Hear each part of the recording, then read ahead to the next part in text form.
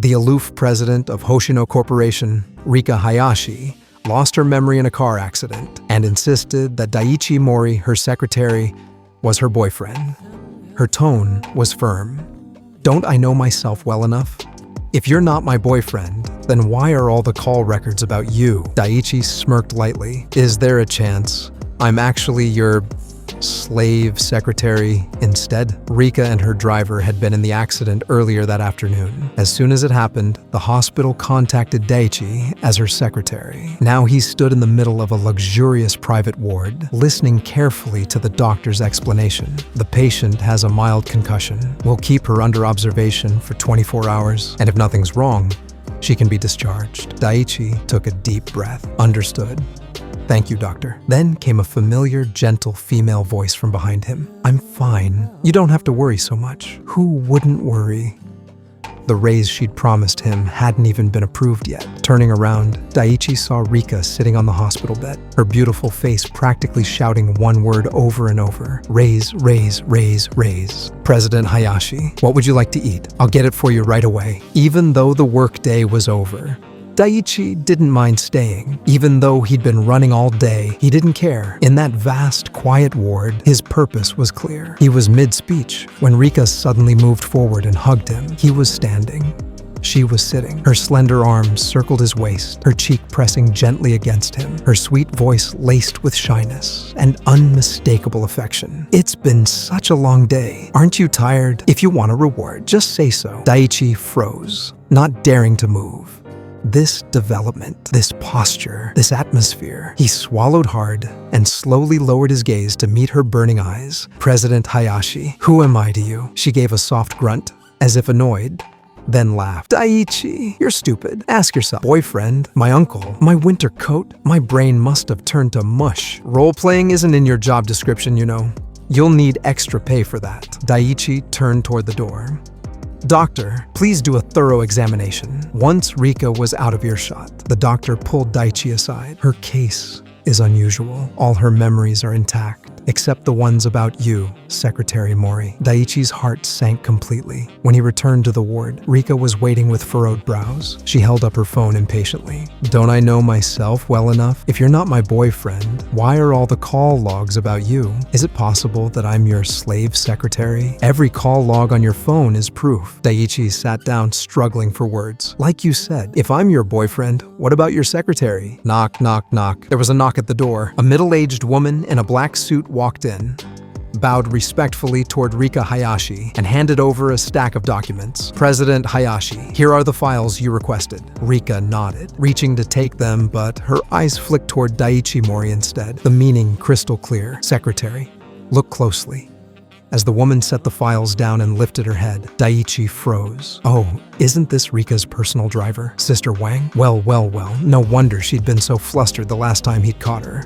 Fluent in English, French, German, and 8 other languages. She'd clearly been preparing for a secretary position for a long time. Seeing Daiichi speechless, Rika waved her hand with satisfaction. One competitor eliminated. As Sister Wang passed, she murmured an apologetic, "Sorry," under her breath. Opportunity goes to those who are ready, Daiichi thought grimly. Rika stepped toward him, each step deliberate. She stopped close, leaned down, and lightly hooked his finger with hers. You know, I'd never hire a man as my secretary. So, number 10, you can only be my boyfriend. The cunning boss had lost her memory in a car accident, and the ambitious driver was seizing the moment. In this cutthroat corporate jungle, how could an unemployed man like Daiichi fight back and reclaim what was his? Forget revenge. Rika's current secretary was still under contract, and according to Daiichi's logic, her salary should go straight to his bank card. President Hayashi, you must be hungry. I'll buy you dinner right away. He tried to pull his hand back, but Rika held it tightly and called toward the door. Sister Wang! The driver returned, this time with 2 large insulated containers. In a matter of moments, the table was covered in steaming hot dishes. Daiichi watched warily. If this was the first real battle, he was already feeling a dangerous sense of professional crisis. Work efficiency from now on, it would have to be doubled. crush her with effort, if not force. But for now, the doctor's advice echoed in his head. Accommodate the patient. Don't provoke her. Sharing meals wasn't unusual. They ate together every day at the office anyway. Daiichi reached for the first bite when Rika suddenly asked, "Number 10, I'm not very nice to you, am I?" Just hearing number 10 sent a shiver down his spine. His chopsticks slipped, dropping the bean threads. "Not bad," he finally managed. Rika shook her head. "I wanted to pick out something you like, but I actually don't know your tastes at all. Maybe I haven't been nice enough to you, and that's why you won't admit you're my boyfriend." Daiichi nearly choked. She was serious. Rika pressed on. "If you're angry, you can hit me, scold me, even max out my credit card. But breaking up is out of the question. Then I'll just max out your card," Daiichi replied without hesitation. Her eyes lit up instantly, as if she'd been waiting for that answer. "I don't believe you unless you come hug me." Daiichi stared. If he hit her on the head now, maybe her memory would come back. Before he could decide, the door swung open. A tall man with pale lips rushed in, his deep voice tinged with urgency. "Rika, are you all right? I heard you were in an accident. Why were you so careless? Where are you hurt? Let me see." Rika only nodded slightly. "It's fine." Relieved, Daiichi turned back to his meal, but then Rika's eyes hardened, her voice turning cold. "Get out!" The man, Kenta Mizushima, froze. So did Daiichi.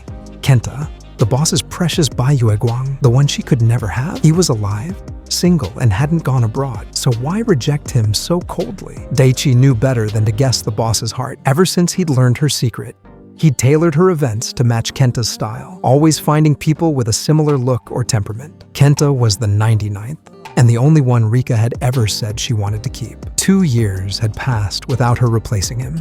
Now, watching Kenta's handsome face turn red, Daiichi could see the man's confusion. "Rika?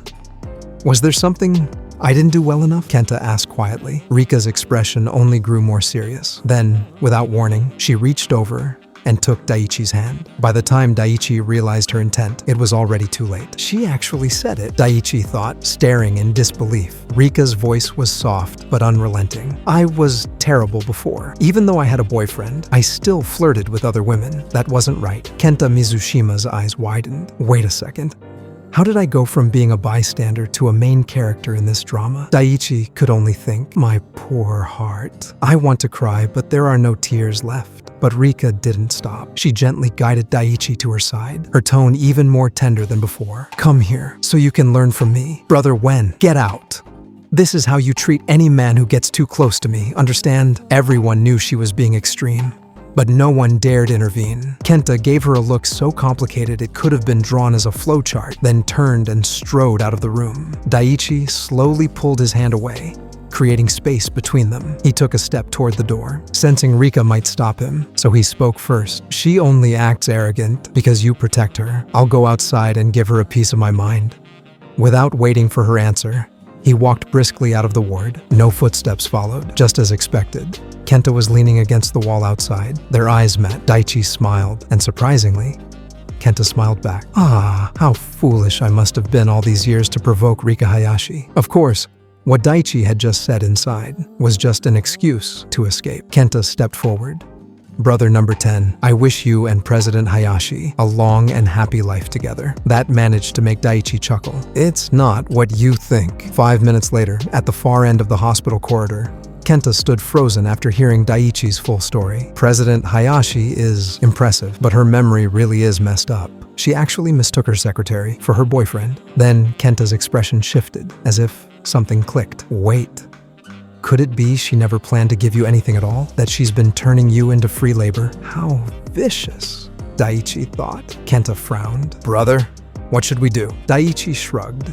"I've worked for her for years without pay. I know what capitalists are like. They never change. So I'll just adapt." After a moment of hesitation, Kenta sighed and pulled out a bank card. "At the last banquet, she gave me all the resources and 100,000 yen. As always, you get half." That was their long-standing agreement. Ever since Daiichi had been Rika's +1 at events, Kenta had always shared the rewards. "Without you, I wouldn't have these," Kenta said seriously. Daiichi blinked. "What's with that expression? Did you hear something new?" Kenta shook his head. "Everything seems normal. President Hayashi hasn't shown any sudden likes or dislikes." Daiichi's gaze shifted back toward the ward. "Sister Wang, You're not escaping me that easily. He sent Kenta on his way and returned to the room in a good mood.